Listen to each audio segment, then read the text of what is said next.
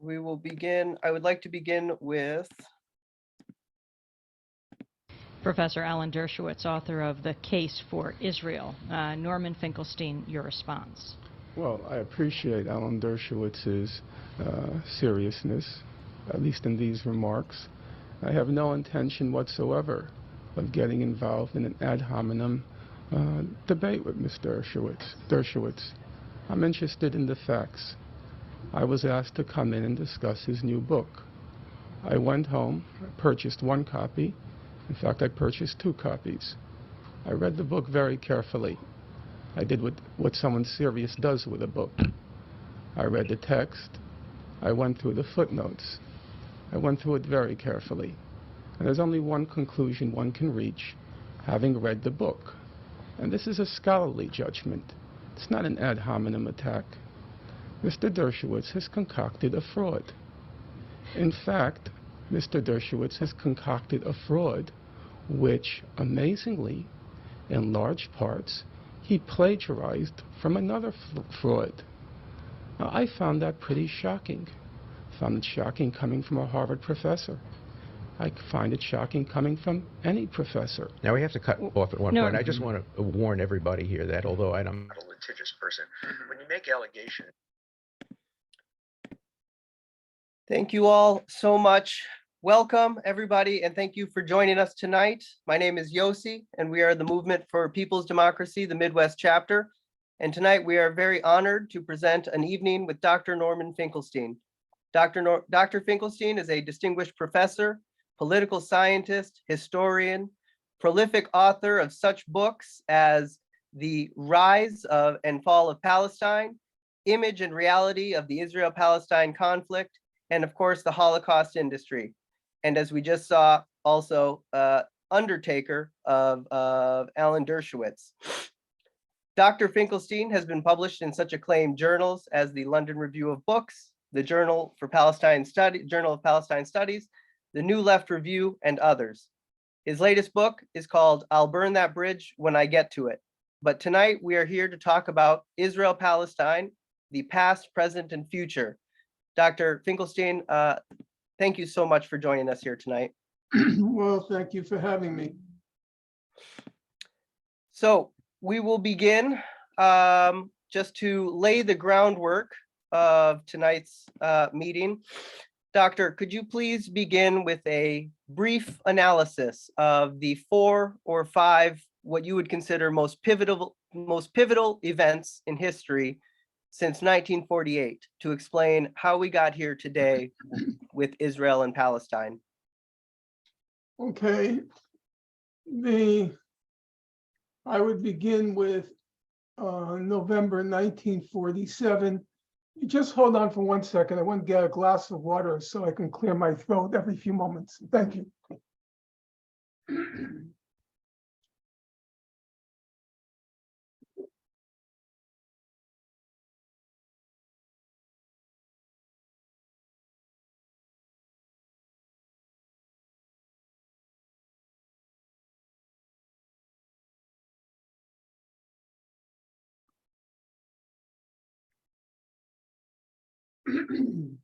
Okay, thank you so much.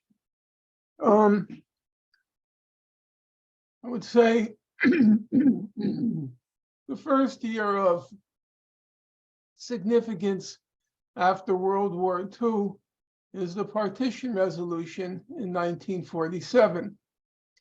And the Palestine question had been in the international arena since after World War I, when Palestine became what was called a British Mandate.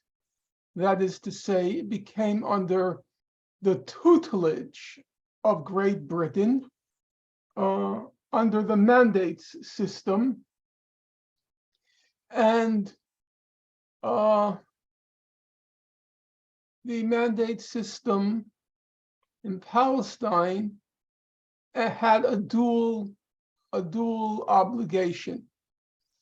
Obligation number 1 was to prepare the population of Palestine for independence, sovereignty, and for it to take its place among the world of nations. However, there was a second obligation of Great Britain because the mandate system incorporated the Balfour Declaration. And so Great Britain was also obliged under the mandate system to facilitate the creation of a Jewish national home in Palestine. And the whole of the mandate, the British mandate, was an attempt to square that circle, which is to say, those two obligations, as a practical matter, came into conflict with each other, and neither theoretically nor practically could that conflict be resolved. After World War II, the British Empire in effect collapses because Great Britain was bankrupted by World War II. And once the British lost India after World War II, Palestine lost its significance for the British, for reasons which I'm not going to go into now. And so the British, unable to manage the conflict in Palestine, which by this point had erupted in armed conflict, they threw the ball to the United Nations, the UN General Assembly. And the UN General Assembly had all of these fact-finding missions, investigations, expert testimonies. How do you resolve this conflict, which dates back to that dual contradictory obligation the British had assumed under the mandate system? The United Nations General Assembly finally resolved to create two states in Palestine, an Arab state and a Jewish state. I won't go into the details of everything that transpired. I will simply say that as the United Nations General Assembly voted for partition, a war erupted in Palestine, a full-fledged war erupted in Palestine. It then involved neighboring Arab countries. And by 1949, there were several results of that war, which to a large extent, though not completely, endure to this day. Number one, the Arab state never came into existence, and the proposed Jewish state expanded the borders that had been designated by the UN General Assembly in the partition resolution, and it came to occupy approximately 80% of Palestine. The other 20%, which came to be called the West Bank and the Gaza, the West Bank was occupied by Jordan, and Gaza was occupied by Egypt. So the basic geography was now established. What we call today the state of Israel, that's the 80% of Palestine that Israel acquired as a result of the 1947 to 49 war. What we call the West Bank was annexed by Jordan. What we call Gaza was administered by Egypt. So the basic geography was already established in 1949. The other fundamental fact of that year, or those years, the years of the aftermath of the war, was the creation of what we call the Palestinian refugee question. In the course of Israel's establishment, in the course of Israel's creation in that 80% of Palestine, approximately 750,000 Palestinians were effectively expelled from their homeland, never allowed to return to their homeland, and they form the core of what's called the Palestinian refugee problem. Numbers, obviously estimates differ, but you could say roughly 6 million Palestinian refugees if you include those who were expelled and succeeding generations. The number now is about 6 million. Matters more or less stabilized along those lines until 1967. In 1967, in the course of another war, sometimes it's called the Six-Day War. I prefer just to call it by its year, the June 1967 war, the details of which shouldn't detain us now. But by the end of that war, Israel now occupied the West Bank and Gaza, as well as the state of Israel. And so the whole of British mandated Palestine now came under Israeli control. So the basic issue now was, I would say you now had a cluster of problems which have come to be the Palestine question. You have the refugee question. You have the Israel's occupation of the West Bank and Gaza. Jordan was ejected from the West Bank. Egypt no longer administered Gaza. So then there's the question of the fate of the populations of the West Bank and Gaza. You still have the refugee question. So all the constituents of the Palestine question, as it's now called, were basically established in 1967. The next main date, I'm leaving out a lot of history, but you asked me for about 5, so I'm going to give you 5 landmarks.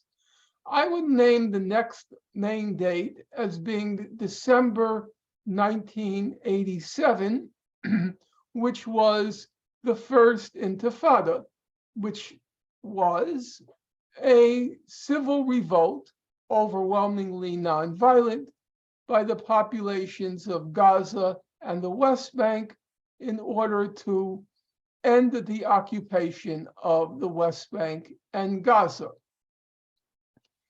After the revolt began, the Palestinian leadership officially, unofficially, it was much sooner, but officially in November 1988, the Palestinian leadership came out officially, formally, for a 2-state settlement along what's called the June 1967 border, which is to say, Israel, as it existed up until the June War, 80% of Palestine, would be recognized as a sovereign state, side by side with a Palestinian state in all the territories that were occupied after the June 1967 war.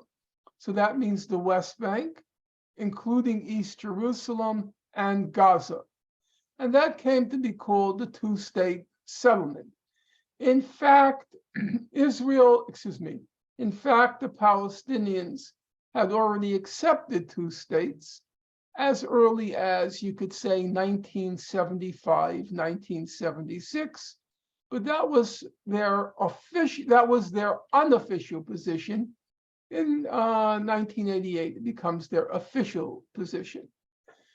The next main date, so now we have on the table the 2-state settlement, 1988. I would say the next main date is September 1993.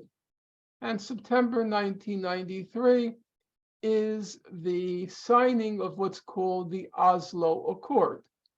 And the Oslo Accord, some of your viewers may have seen images of it. The Oslo Accord was when President Clinton, PLO Chairman Yasser Arafat, and Israeli Prime Minister Yitzhak Rabin agreed to the funny thing is, don't even know what they agreed to. The Palestinians recognized Israel as a state. Israel did not officially recognize or come even close to recognize a Palestinian state. What's more important than what's on paper is what de facto happened.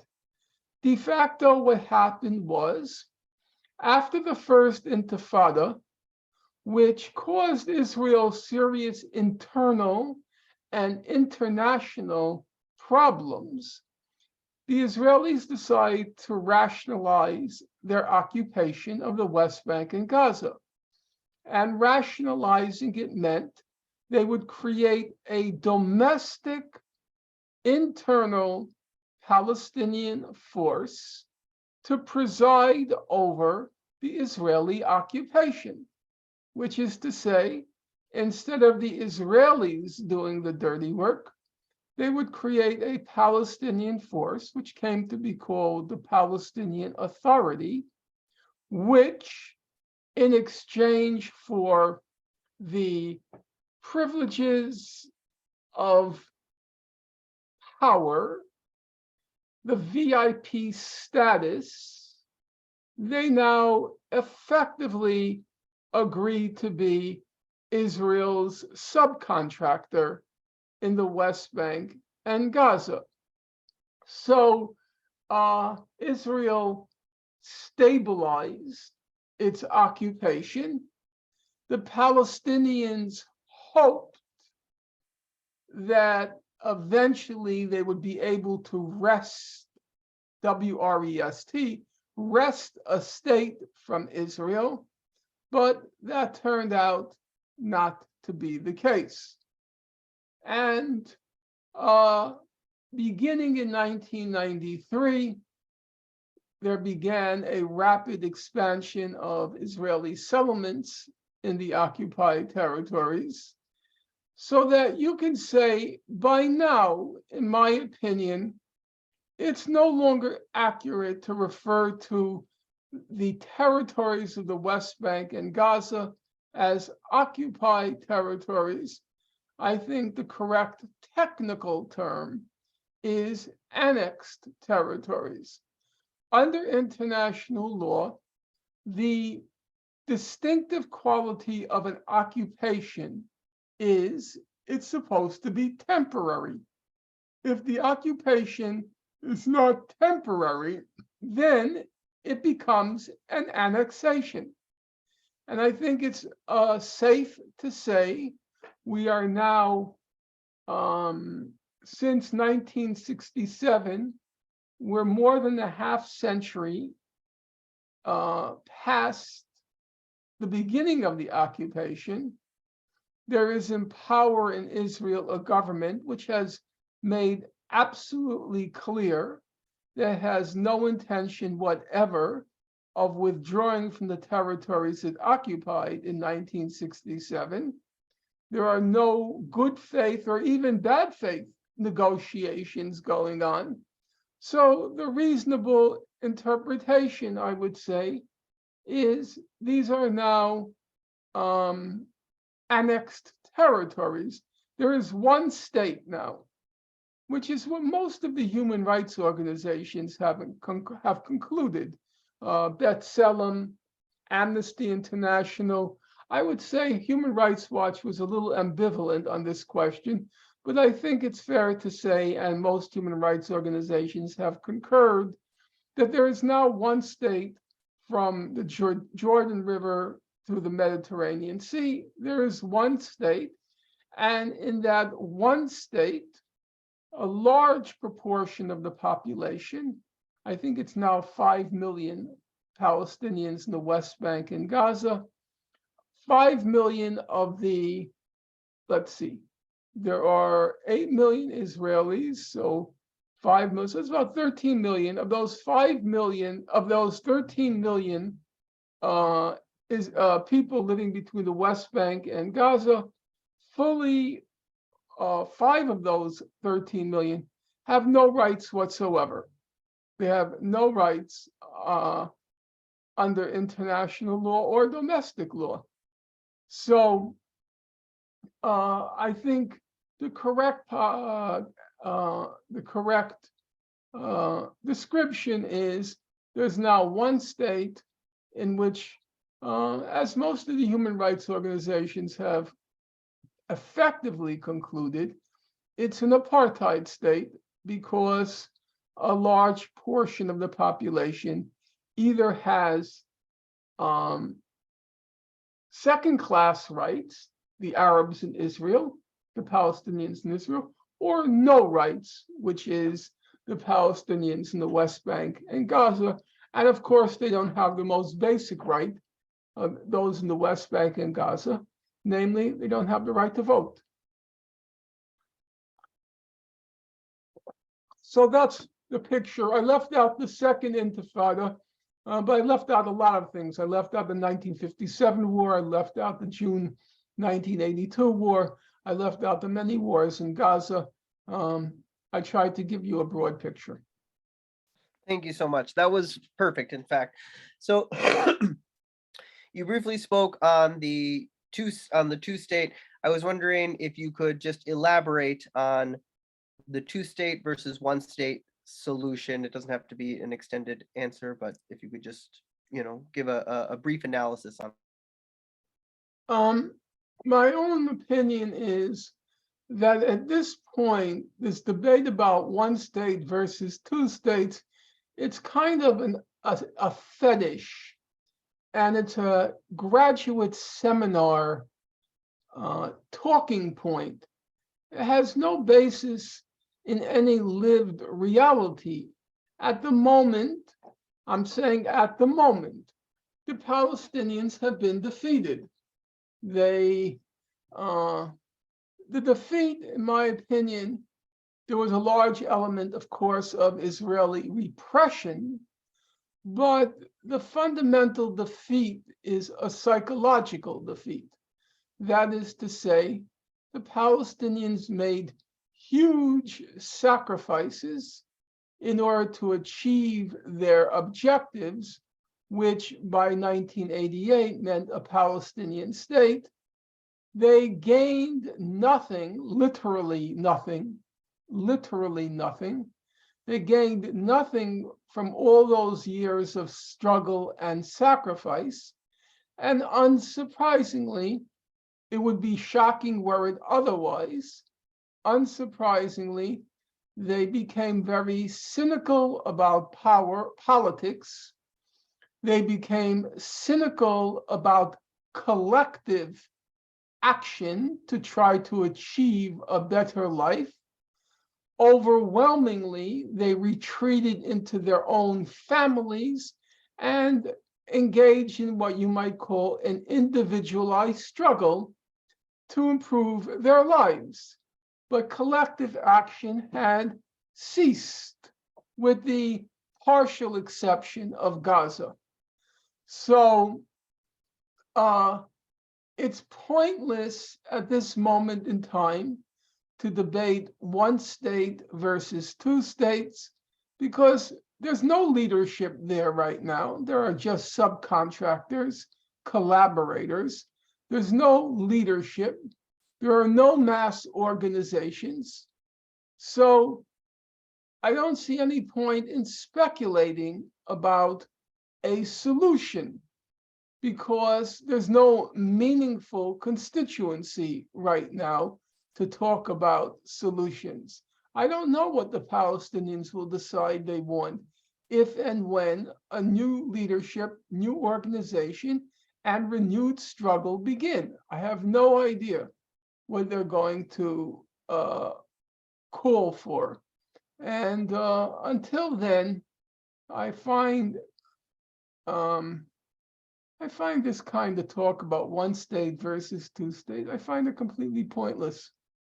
There's a whole trend on the left which has gotten very pronounced in recent years.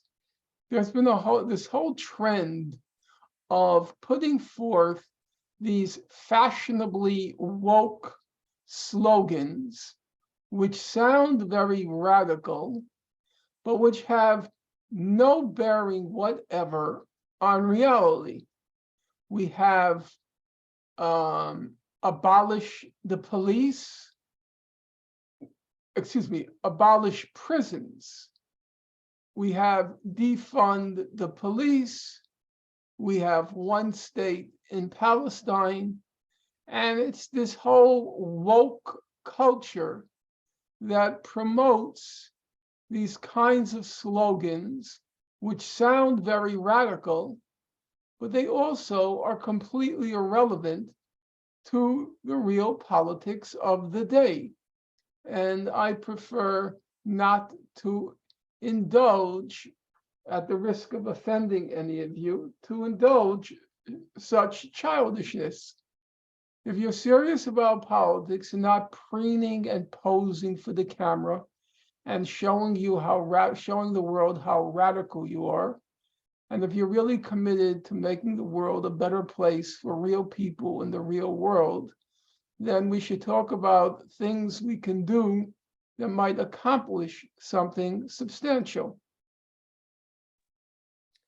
I don't think you offended any of us at all. In fact, I'm sure many of us are in agreement with you. Scott says you hit the nail on the head.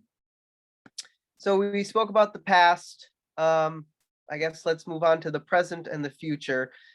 The new Israeli cabinet seems to be the most far-right and reactionary in Israeli history. How do you view the current Israeli situation in the current context since the founding in 48? Believe it or not, that's not an easy question to answer. And let me explain why. Let's go back to 1948, okay? 1947, 1948.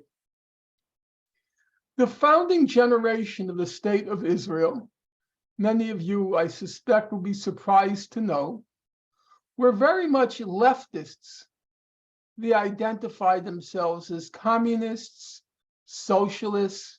Many people said the founding father of Israel, David Ben-Gurion, they called him a Bolshevik, meaning he was like the Bolsheviks in Russia. So they were, and they also created institutions which seemed to be very radical in their ethos. The kibbutzim, these collective structures of living. Some of you will know that Professor Chomsky, he spent quite a lot of time living on the kibbutz in Israel, and having talked to him and his wife at some length, she lived on the kibbutz also, they were very enamored of the Israeli kibbutzim. Very egalitarian, a real socialist ethos. That was the founding generation, okay? So, crypto Bolsheviks, collective life, collective living, collective life, but that same Bolshevik collective generation, they carried out a mass expulsion of the indigenous population. Actually, they committed a bigger crime than any other crime ever committed by the state of Israel, by any leadership. So, do we say then that by that standard, the current leadership is probably more progressive than the first leadership? And the first leadership were socialist collectivists. So it's very hard to make sense of the evolution of the state of Israel using conventional labels. The first non-labor person to come to power in Israel was a fellow in 1977, a fellow by the name of Menachem Begin. And Begin was a leader of this organization, which was, I think it's fair to be called, a terrorist organization, the Irgun. They were the ones responsible for the Deir Yassin massacre. However, believe it or not, and he was called, at the time, he was called a fascist. Mr. Begin, he was called a fascist. But guess what? Begin was the first prime minister to abolish torture of Palestinians. That's a fact. The torture of Palestinians was actually a fact of Israeli life from the founding of the state. If you ever want to read a gruesomely informed book, there's a book by Benny Morris called Israel's Border Wars. Israel's Border Wars. And it goes from the years 1951 to 1955. And you will be shocked, I assure you, you will be shocked at the kinds of massacres and tortures the Israelis inflicted. Now remember, this is the Bolshevik collectivist generation that they inflicted on the Palestinians. And then from the day the occupation began in 1967, Israel was practicing widespread torture against Palestinian detainees. And then when Menachem Begin, the fascist, comes to power, he was the first one. It lasted only 3 years. But roughly from 1977 to 1980, he did abolish the torture. He gave an order. We're not torturing Palestinians anymore. And it was abolished. It resumed again around 1981. But I'm just saying, the labels aren't particularly helpful in trying to decide which is the worst and which is the best government. Remember, in 1982, Ariel Sharon, he goes into Lebanon and he's called the butcher of Beirut because of the mass killings. You'll be surprised, I think, to learn that by far and away, the worst massacres that Israel committed, they were not like Operation Cast Lead, Operation Defensive Shield, the operations in Gaza. No, the worst was 1982, the Israeli invasion of Lebanon. If you look at Operation Cast Lead, Operation Protective Edge, Israel killed 2,000 people in each operation. During Operation, it's just that my mind. I forgot what it was called. Operation. It'll come to me. The invasion of Lebanon. It'll come to me in a moment, I'm sure. Israel killed, believe it or not, between 15 and 20,000 Palestinian and Lebanese, overwhelmingly civilians. So there again, actually things improved. Operation Cast Lead and Defensive Shield, Cast Lead was 2008-9, Defensive Shield was 2013 and 2014. I can't remember right now. We're actually mild as compared to Operation Grape. No, it wasn't Grapes. Operation Blue Bat? No. Just look up 1982 Lebanon War. Operation what? Peace in the Galilee? Yeah, Peace in the Galilee. Operation Peace. Thanks to Frank. So, that just makes the point again. It's very hard to situate which is worse, which is better in the course of time. It's the same thing, by the way, in the United States. On certain things, Trump was better. He didn't make any new wars. He didn't make any new wars. It's just a fact. So do we say Trump was better than Obama? I don't know. I find these. Trump tried to start a war in his own country. Okay. Please, don't speak out of turn. Thank you. No, that's okay. You're always allowed to tell a joke out of turn.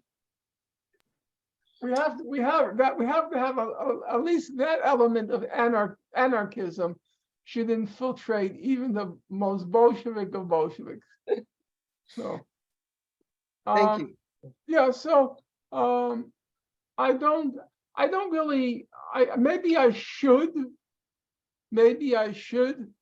but I don't get really excited when I hear this is the most right-wing government in Israeli history. I hear that like every year. Yes, it's true. Incrementally, I suppose it's true. It gets worse and worse. But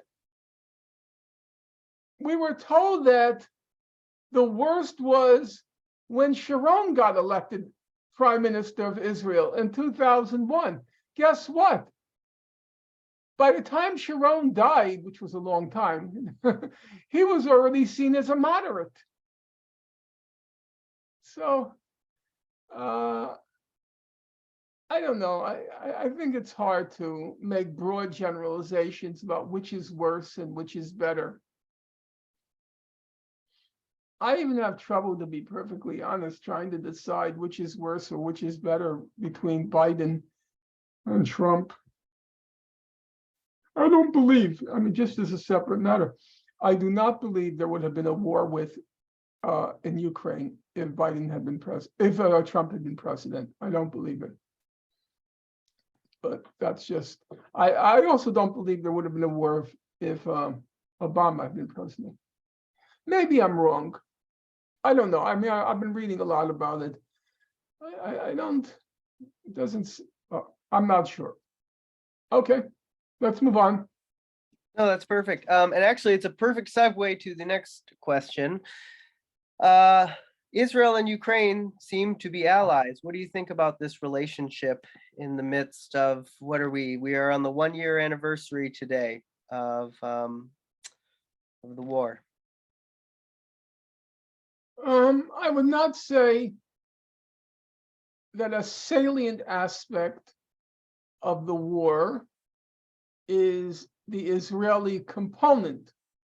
The one thing that does amuse me, but this is only from a personal point of view, so you'll allow me, is amidst all this talk about Ukraine needing anti-aircraft defenses and who's going to provide it with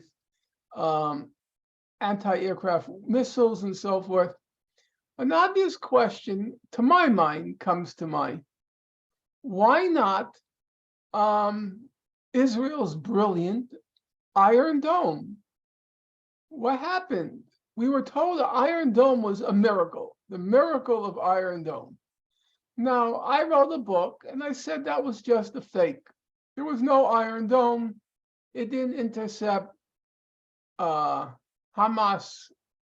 Hamas never had missiles. It didn't intercept Hamas rockets. It was all a PR game. But everybody said, no, Iron Dome is real. It's a miracle, the miracle of Iron Dome. Well, the United States largely financed Iron Dome. So the US could simply have said to Israel, we paid for most of it, send over those batteries to Ukraine. It never did. And the reason why is, to me, perfectly obvious, because it was a fake. There was no Iron Dome. The Iron Dome didn't do anything. And so Israel didn't want to advertise that fact. because there are a lot of these stupid countries in the world who believed Israeli propaganda.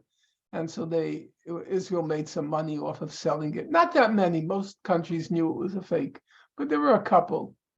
In any case, back to your question, as I said, I don't believe the salient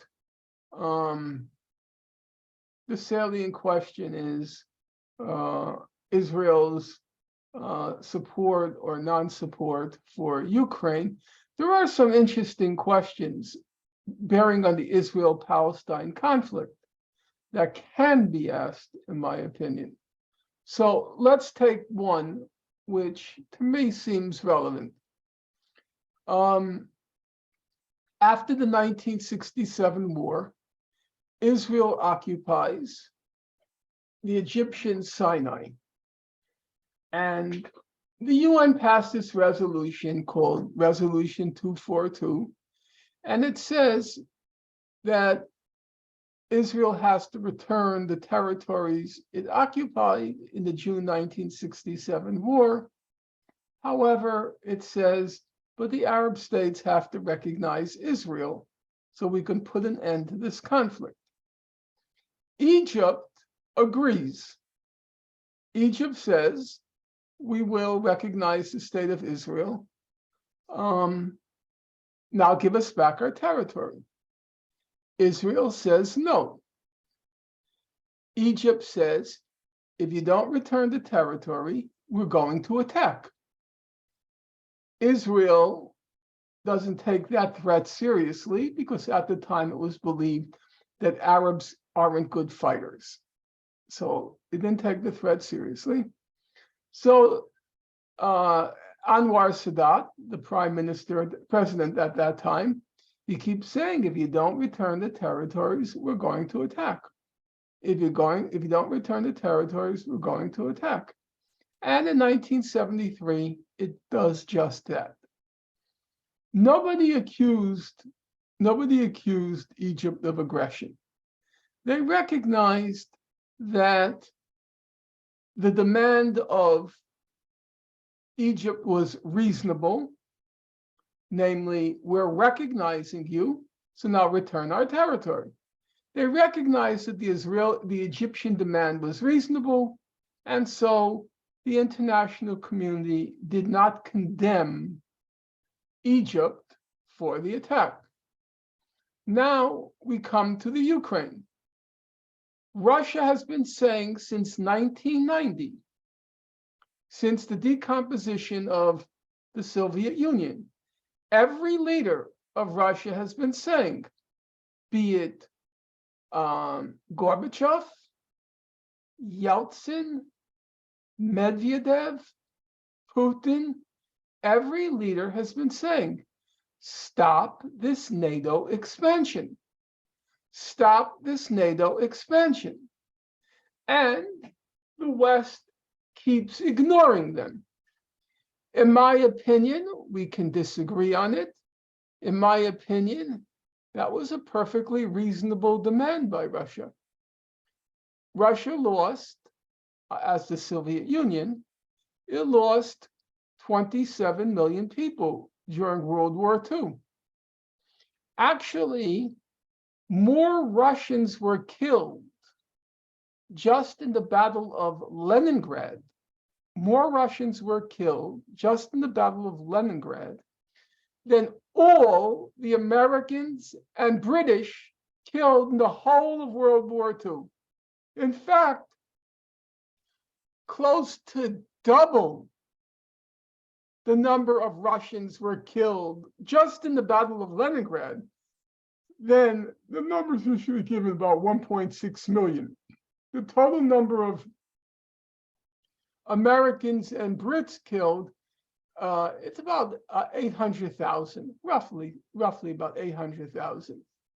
So was Russia obliged to accept a Ukraine on its border in which a significant, not a majority, but a significant portion of its government and armed forces consisted of self-identified Nazis and in alliance with a hostile military bloc, namely NATO, which had throughout the world shown its aggressive designs. Was Russia obliged to accept that on its border? My opinion is no. And I think Russia had the same right to attack as Egypt did in 1973. Russia tried for 30 years to find a diplomatic resolution. And finally, as the Soviet Foreign Minister Lavrov put it, quote, "We have reached the boiling point."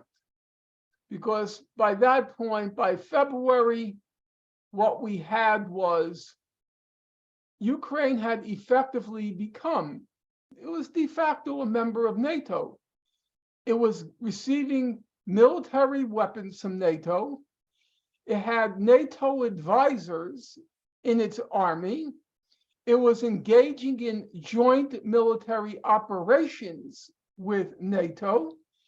And the Ukrainian army was poised for an attack on what's called the Russian-speaking regions of Ukraine, the Donbass. So, under the circumstances, in my view, and I recognize I'm a minority of one, and that's just fine, I believe Russia had the same right to attack as Egypt had the right to attack. Now remember, under international law, Egypt did not have a right to attack because UN Resolution 242 said there had to be a peaceful resolution of the conflict. Sadat said, we tried.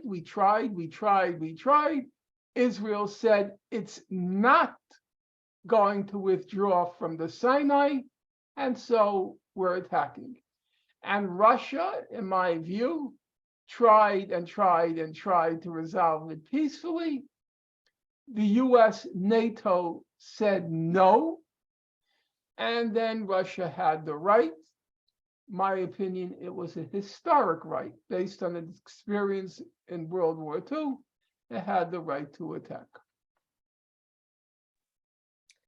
You say you're in the minority, but to tell you the truth, I don't think in this group you are in the minority.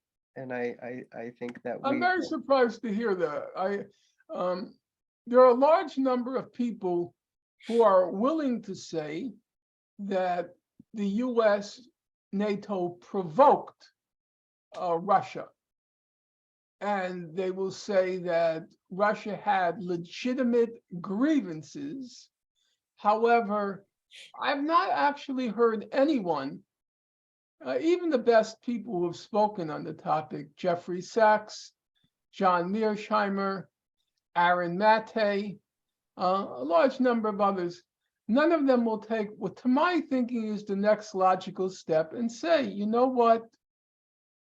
The provocations had reached a magnitude, had reached a degree that Russia had the right to attack. And nobody takes that last step. I'm not sure. I guess the reason most people don't take the last step, and actually I understand it. The reason is if you take that last step, you're off the spectrum, you become irrelevant. Nobody's going to solicit your opinion. Nobody's going to hear anything you have to say. So to stay within the range of normal, you can make that last step. In my case, nobody listens to me whether I take that step or not. So what the hell, I'll take it. No, we collectively hold a very, very similar position, if not almost identical to you. And so it's very refreshing to hear you say that. I think many people here are very happy to hear you say that as well, because you're absolutely right. In the realm of polite politics, nobody's gonna listen to us, but that doesn't mean that the position is incorrect. So thank you for that. And the time is now 8:57. So without further ado, I would like to begin with our audience questions, and we have a hand up. Francois, I think, Pennsylvania, you may ask your question. It was a question of, well, first off, I want to say it's an honor to have Finkelstein on here. I've been a fan for a while, and even just the way he puts things together is very, it's astonishing. It's astonishingly well done. I guess my question would be, what could we as people who all hold similar views together? Is there any way we can kind of push the what I call the counter narrative? Because there's a narrative that Russia was always wrong no matter what. There's a narrative that Israel is correct and needs to be aided, especially in American circles. So is there any, I guess, way to really kind of reach into people and just say, hey, this is the real narrative, what we call the counter narrative? Okay, I'm going to give you a very concrete suggestion. Okay.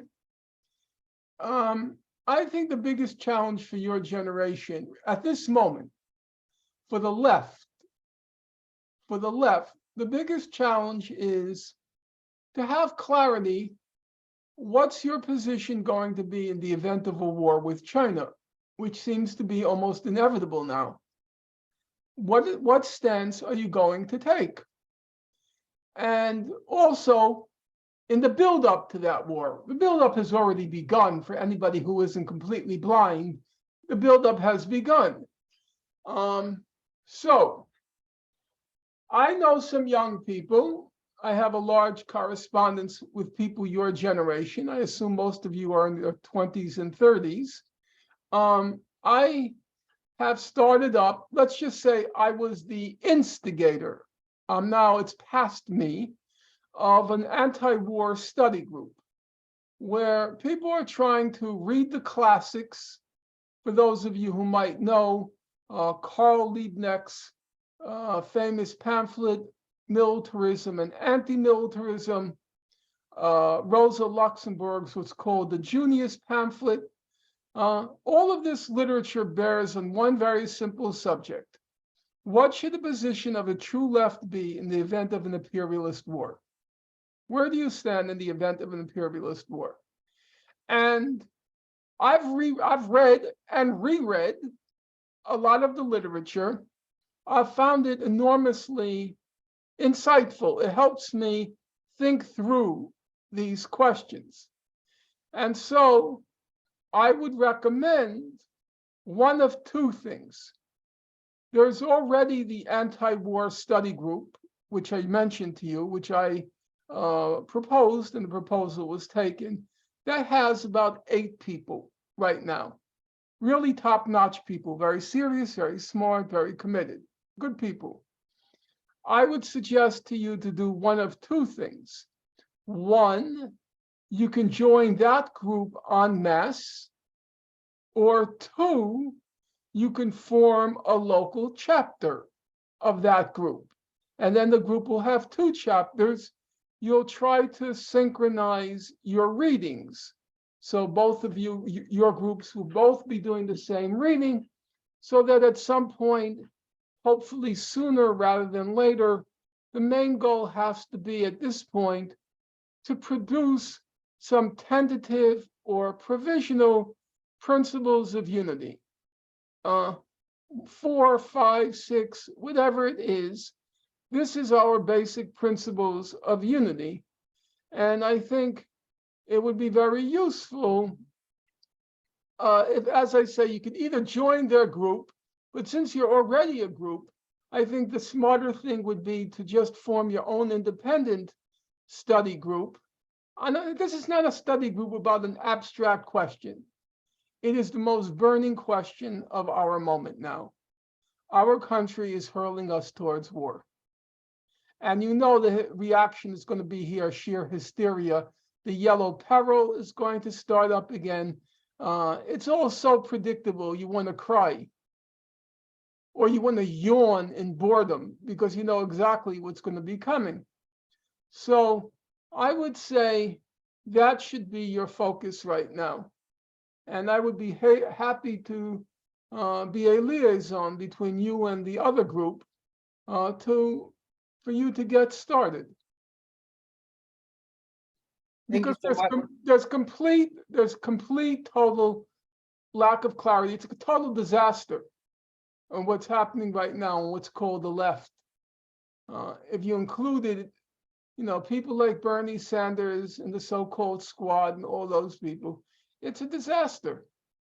It's a disaster. So I think that's where you should focus your energies, and hopefully, I don't know how solid your group is, but if you can start creating chapters all over the country, nuclei of resistance, a real resistance, not Nancy Pelosi's resistance, I think you'd be serving a very good purpose. Thank you so much. Thank you so much. That actually brings me a lot of clarity. Thank you so much. Thank you for the question. And yes, I think many people here would happily take you up on that. Christopher Halali, you have the floor. Thank you very much, Dr. Finkelstein. A pleasure. My question is, you've always mentioned, and of course, as an Iranian American, I listen to Nasrallah all the time, his speeches, and you've always mentioned that we should pay attention to what he's saying. And I'm curious for your opinion now on the state of the quote-unquote axis of resistance, and the question of what happens in not only in Palestine, but in neighboring Syria, in Lebanon. I mean, we still have a state of war between Syria, and what the future holds for the wider region in regards to Israeli aggression against Iran and Lebanon and Syria. Thank you. I honestly don't have an answer to that question. I've not followed it closely enough, though, as I'm sure you know, Iran is now creeping back in the news, not just on the issue of the demonstrations in Iran, but issues about claims that Iran is getting closer and closer to being able to manufacture a nuclear weapon, and Israel's threats against military threats against Iran. I would say, I guess it's possible that Israel will do something now, because Israel is very, very attuned to media, international media. And with all the attention focused on Ukraine, it is possible Israel will try something, but it's also the fact that Biden wants the attention focused on Ukraine. And so he may tell Israel, you can't do it now, because it will undermine the coalition to defeat Russia. I think that's the more probable outcome, that Biden doesn't want any distractions right now. And whenever Israel carries on an operation like that, it always creates a headache for the United States. So I don't think until this Ukraine matter is resolved, which the predictions, I think I was listening to a Chinese colonel the other day who was interviewed at the security conference in Europe, and he said it as if it were obvious. He said, of course, the war will not be solved this year. And I thought to myself, well, that's sobering, because we're only in February. So my guess is the Biden administration will let Israel kill Palestinians, because that's not much of a distraction for the US, but an operation against Iran would cause the US too many problems. Thank you very much. Thank you. Alex, Alexander? Yes, thank you, Professor Norman. It's up here from Alaska. I want to ask you two questions, if that's all right with the host. It's a lighthearted one and a more serious one. I'll assume yes. Professor, I want to ask you, I heard on your podcast with Brianna Joy Gray that you mentioned during your youth, you hauled suitcases of Lenin's collected works all the way to France. I really have to ask you, did you actually read all of those while you were over there? 22 Good Lord. volumes. Must have been a fun time over there. These volumes mostly collect the speeches, and Lenin's speeches, like anyone's speeches, tend to be repetitive.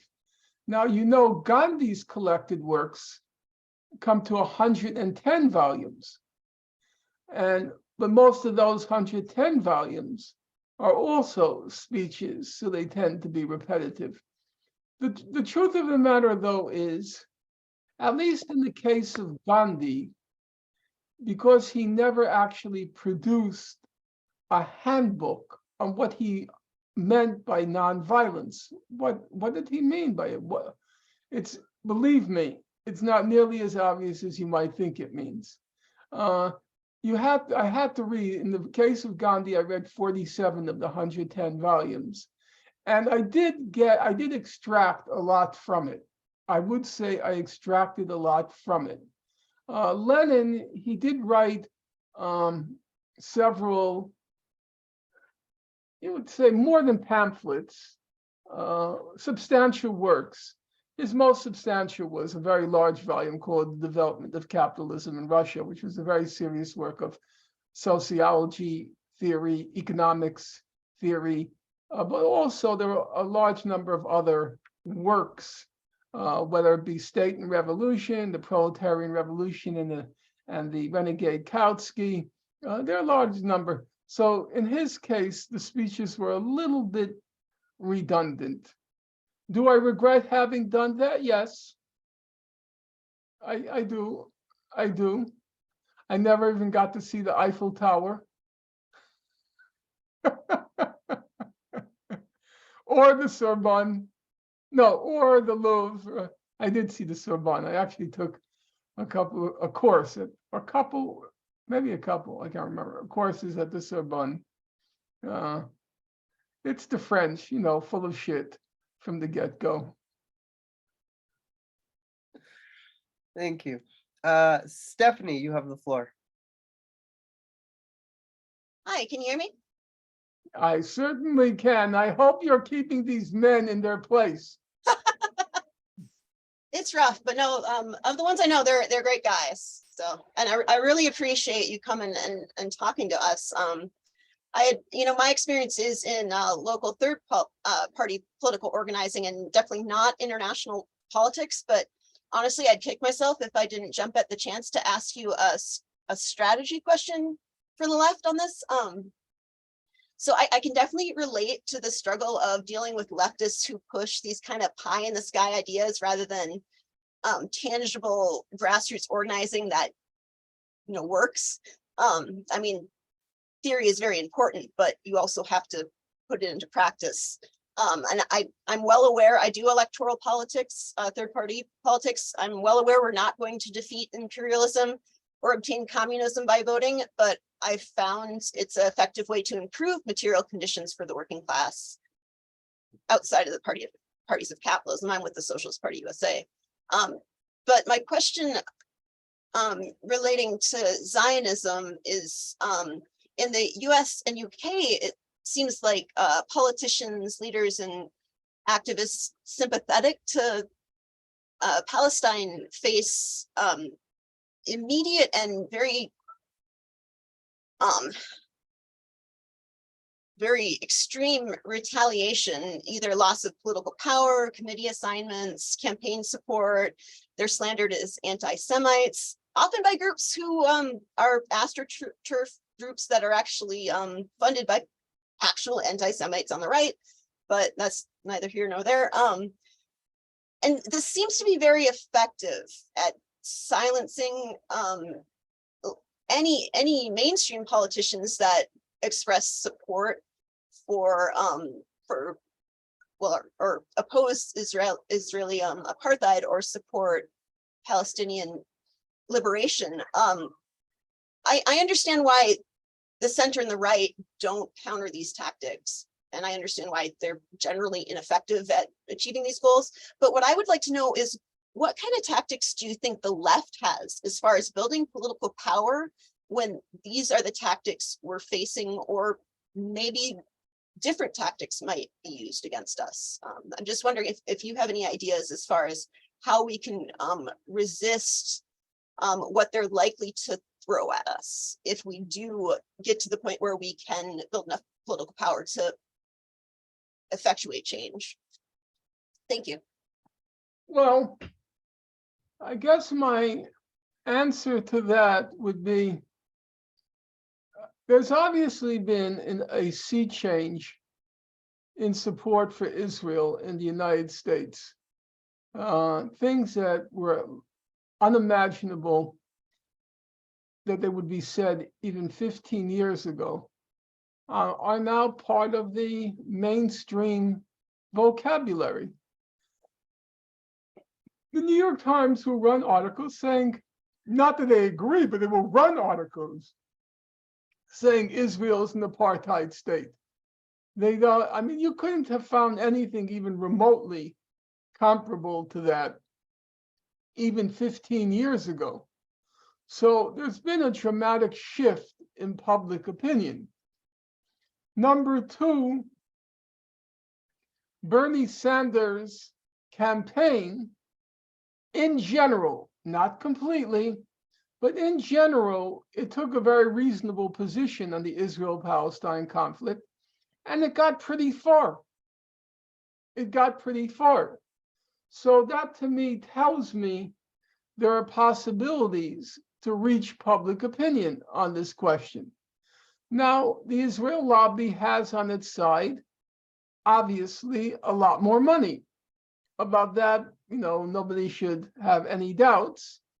And the money does influence what positions politicians will take on Israel because of all the machinations in our campaign finance laws that could cost them a lot if they take a position hostile to Israel.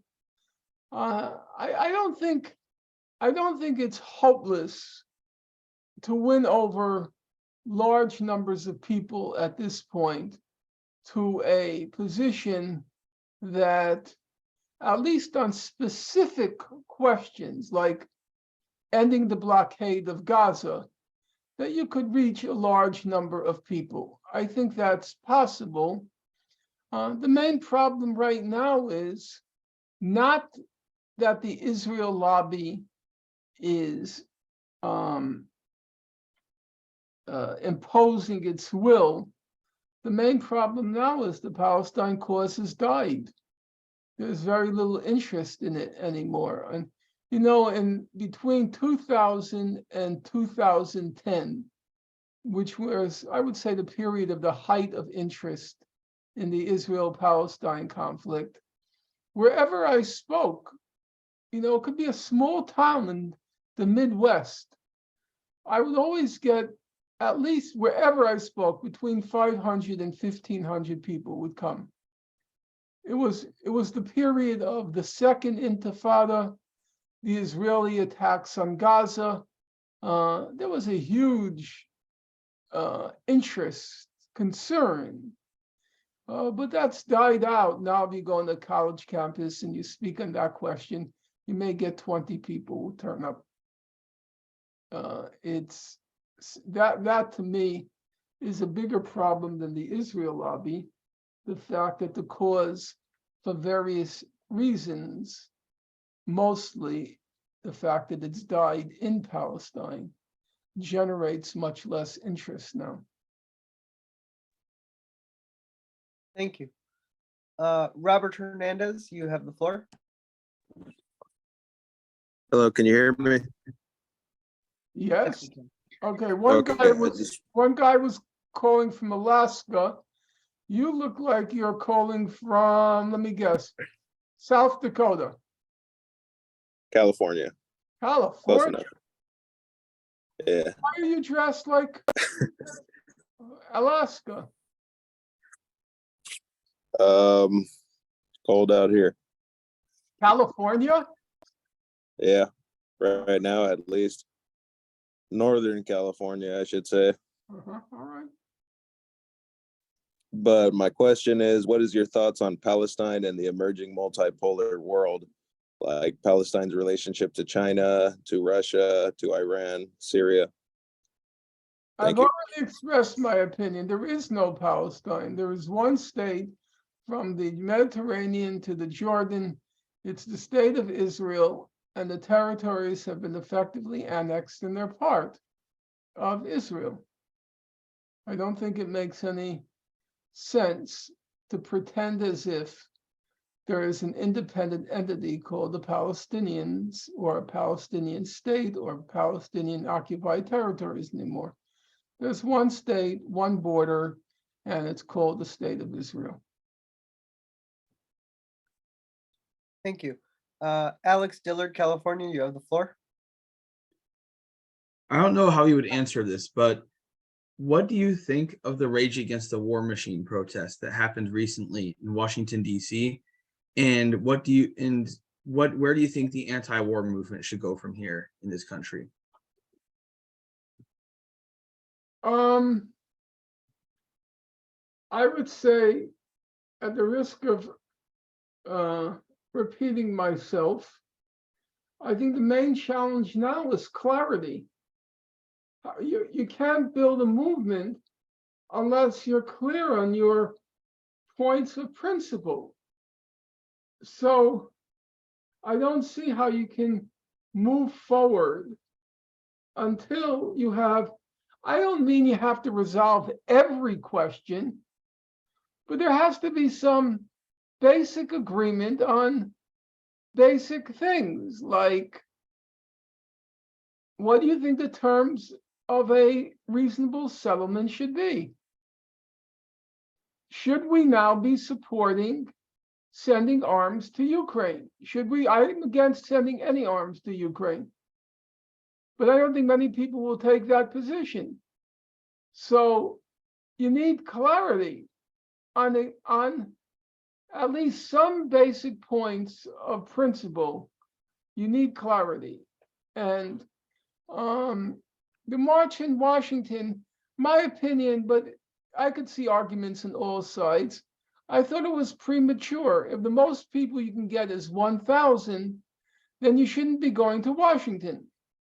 Going to Washington should be the culmination, the climax of grassroots efforts. Once it's reached what you might call a critical mass, okay, now it's time for a national demonstration.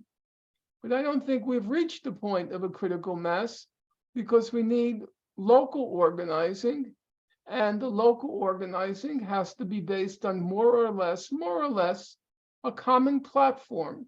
And then when you've reached critical mass, then it's time to go to Washington. I think my memory is, you could check it. My memory is, whoever's in front of a computer, just enter, what year was the first national demonstration against the war in Vietnam? I think it was 1965. It was 1965. Yeah. So that was already pretty late in the day. I don't think you should, when you have demonstrations which only 1,000 people show up, you're basically advertising not your strength, you're advertising your weakness. So I don't think it's a wise thing to do. I'm not faulting the people. And the other thing was, at the demonstration, it was just I couldn't see any basic agreement. What we used to call the unity principles. I didn't see any.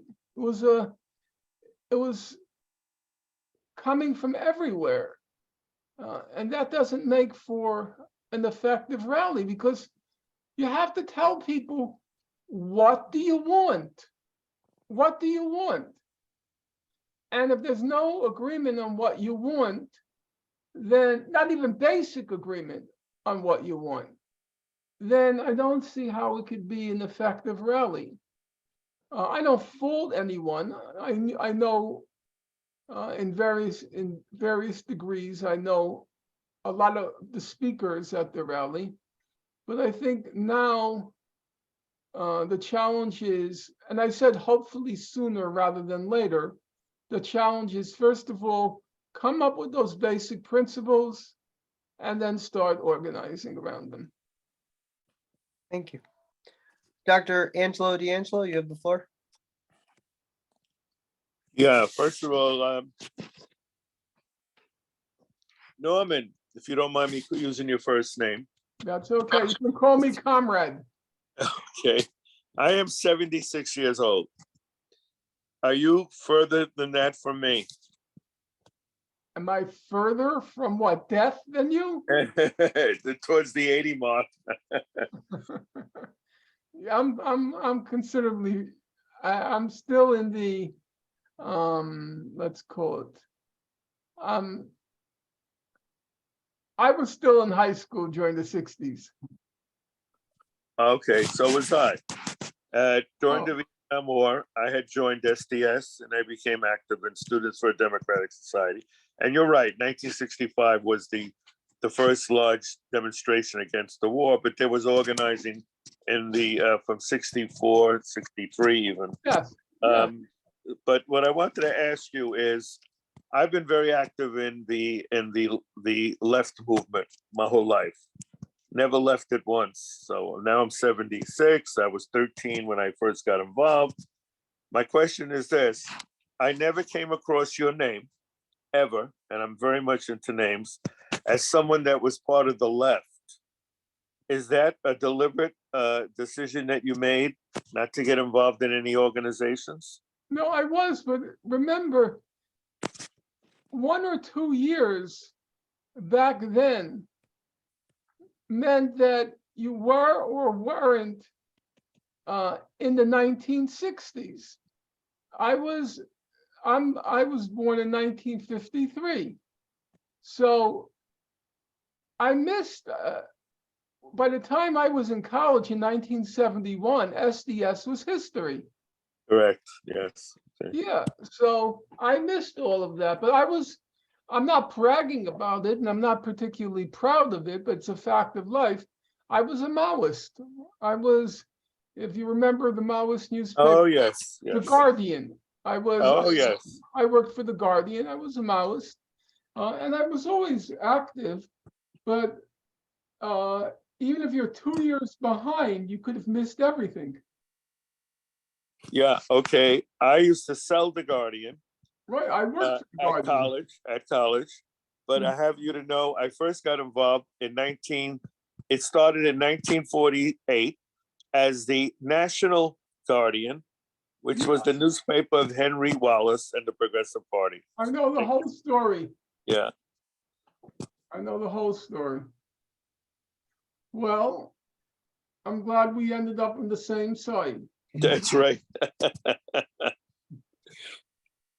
lot of people ended up on the other side of the barricade. I know that, yeah. So they switched sides. Okay, guys, it's now 10:30. So that was what we agreed on, Mr. Aroni and myself. It was very nice meeting you all. And I hope we'll have sessions in the future. But more importantly, especially no offense to Mr. Hernandez and myself, but it's a real challenge for young people. If you plan to be around in the future, you better get to work on this war that's coming. And I think the first step is forming that study group, getting some at least basic rudimentary points of principle, and then in the immortal words of the IWW, organize, organize, organize. Thank you There's so probably much. no way I could ask one question. Sure, go ahead. Okay, I appreciate that. What do you feel about Alpha Gen Z, the young millennials who are very pro-Palestine, if you want to use that term? their ideas from, my son is 16. He dates an Israeli Jewish American. She's pro-Palestine. These generations think of this in a very different way. What kind of power do you think they'll hold in the future as far as whether it's a revolution, whatever it is, as far as influencing America to no longer support the Israeli settler? I don't think it's actually a very, I know you'll be surprised by my answer. I don't think it's a very big challenge anymore. The human rights organizations have just completely switched sides and now totally oppose Israel. It's very hard to defend Israel anymore in the American mainstream discourse. If you'll notice, if you take the woke places, places like MSNBC or the New York Times or Atlantic Magazine or New Yorker, they don't talk about Israel anymore. It's as if it's not there. But these used to be fanatically pro-Israel places. They just stopped talking about it because they know it's indefensible, and it's just become an embarrassment. So I don't think it's very far from an insurmountable obstacle to win over the American people. The problem is there's no cause. There's no leadership there. There's no organization there. There's no resistance there. There's no cause to defend. But once the cause emerges, as presumably it will, I don't know when, but presumably it will, it'll have a new incarnation, it'll have a new leadership, it'll have new organizations. Well, what do you think of JVP, Jewish Voices for Peace? Go ahead, sorry. We've had our differences, but I don't think the differences are particularly important now. Because the real need is for a leadership to emerge there that puts forth reasonable principles for organizing opposition to Israeli policy. Once a leadership emerges there, it'll be like South Africa. Once the African National Congress became the voice of the resistance, all the solidarity movements around the world, they just did what they were told by the ANC, as in, we're in charge, we're telling you this is what we need. And everybody recognized they were the representative organization of the South African people, and therefore we have to follow their lead because it's their struggle, not ours. We're just a support group. The problem is no such leadership exists for the Palestinians at this point in time. So there's no lead to follow. Once there's a lead to follow, yeah, I don't believe it'll be a difficult struggle here. How is that possible, though, considering how it's even more of an apartheid than South Africa? How would that even be possible? How will what be possible? To create a leadership, to organize, to have some. No, I don't believe at this point in time, the problem is the repression. The problem is a will that's been shattered. Despair, overcoming despair is sometimes much more difficult than overcoming physical repression. Peoples have always found ways to resist even the most repressive regimes. The problem is what happens when people give up.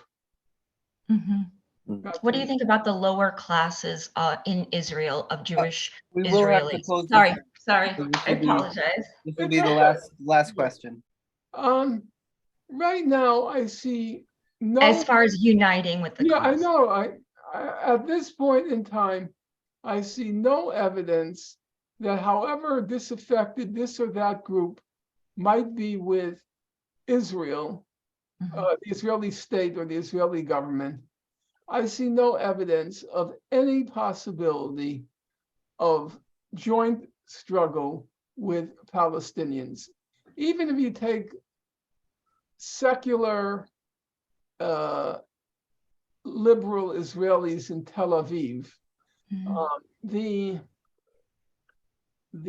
deep-seated racism against Palestinians is such that I can't see a common framework. Maybe Sounds like America. Excuse me. Sounds like America. I think in America the main problem is that both the Republican and the Democratic parties are exploiting what's called identity politics to turn the natural constituencies against each other. The natural constituency in the United States is not 99%, but about the 80% who are being shafted by the current economic system.